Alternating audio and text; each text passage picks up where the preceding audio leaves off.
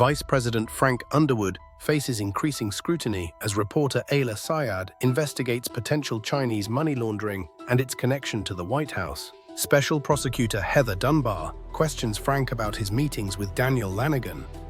Mentions of Zandra Fenn and his relationship with Chinese government official Tusk.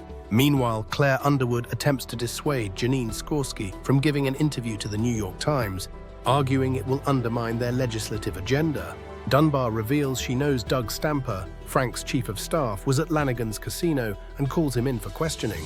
That evening, Stamper attends an Alcoholics Anonymous meeting and shares his struggles with alcohol and a complicated relationship before giving his card to an acquaintance. Remy Danton, a former White House aide, meets with one of Frank's former associates, who claims auditors are investigating him but denies Frank's involvement, hinting someone will be held responsible.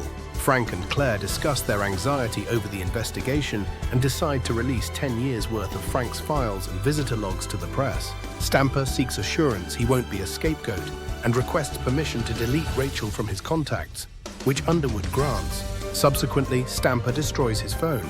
Dunbar is contacted by the White House, and subsequently, Heather Dunbar arrives in Washington, D.C. to investigate Underwood. Ayla Syed confronts Mahershala Ali's character about his visit to one of Underwood's former victims, suggesting it's connected to her story. Meanwhile, Stamper informs President Underwood that the White House lawyer advises disclosing all meetings since his term began, and that Dunbar's team is closing in.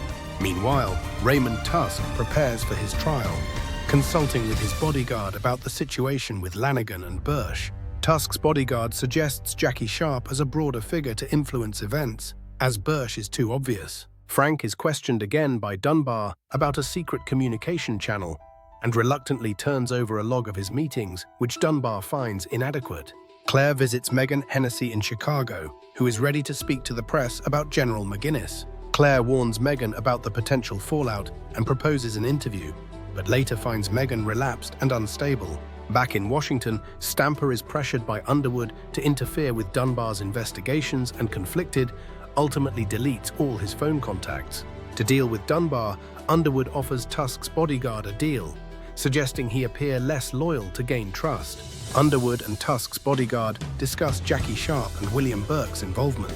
Doug swallows a small pill and looks out a door. Later, at the Underwood home, Frank finds Meacham with a bandaged hand, with Meacham explaining he cut it on a broken wine glass, but Frank suspects more when he sees blood. Frank cleans up the broken glass while questioning whether Claire was drunk that night.